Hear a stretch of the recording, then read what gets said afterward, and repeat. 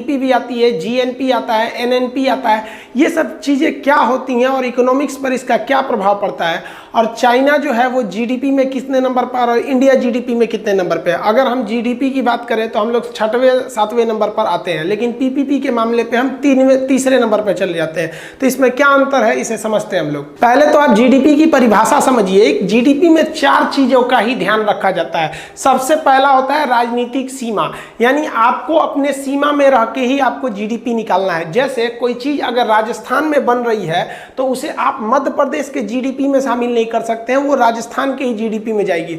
वैसे ही अगर कोई चीज इंडिया में बन रही है तो उसे आप चाइना की जीडीपी में नहीं शामिल कर सकते हैं। जैसे चाइना की कोई कंपनी, मान लीजिए क्यूकी नाम की एक कंपनी है, क्यू, तो वो इंडिया में आके घड़ी बना रही है, सपोज की यहाँ पे, तो वो घड़ी इंडिया में बन रहा है, भले चाइना की कंपनी बना रही है, तो वो इंडिया की जीडीपी में आएगा।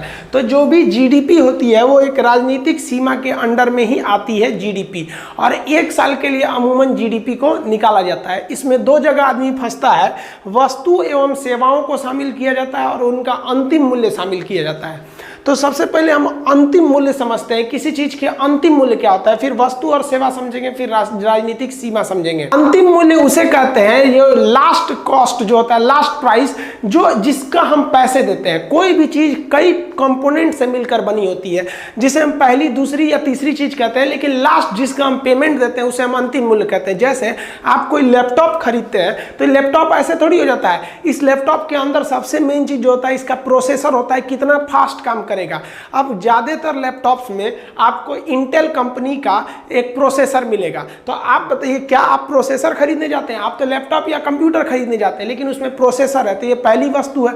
अब इसमें आपको विंडोज सॉफ्टवेयर मिलेगा। अब विंडोज किसका है? ये माइक्रोसॉफ्ट कंपनी का है, प्रोसेसर इंटेल कंपनी का है, और लैपटॉप आपका मान लीजिए डेल कंपनी का है। तो आप जाते हैं खरीदने, तो आप इसका फाइनल पेमेंट देते हैं, अंतिम वस्तु का। डेल ये थोड़ी कहती कि भैया तुम 10,000 प्रोसेसर का दे दो, 2,000 विंडोज का दे दो, अब बाकी हमको दे दो। वो सारा का सारा चीज इसमें इंक्लूड रहता है।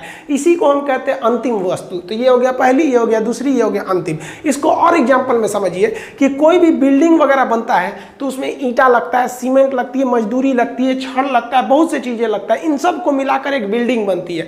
आप कोई बिल्डिंग या फ्लैट खरीदने जाते हैं तो आपसे लास्ट कॉस्ट बताया जाता है, अंतिम मूल्य बोला जाता है कि इतना हमको, मान लीजिए कि 50 लाख का हमको एक घर, ये है इसका रेट। इसमें अलग अलग वस्तु का रेट शामिल नहीं होता। वो थोड़ी कहेगा कि इसमें 2 लाख का ईंटा लगा है, आप कहिएगा भाई साहब थोड़ा 2 लाख कम कर दिए, तो कहेगा ठीक है ईंटा निकाल देते हैं, बाकी बिल्डिंग तुम्हारी हो जाएगी, सीमेंट निकाल देते हैं। ये सब नहीं होता है, उसमें हर एक चीज को इंक्लूड किया जाता है। तो हमेशा जो जीडीपी काउंट किया जाता है वो अंतिम वस्तु पर काउंट किया जाता है। जैसे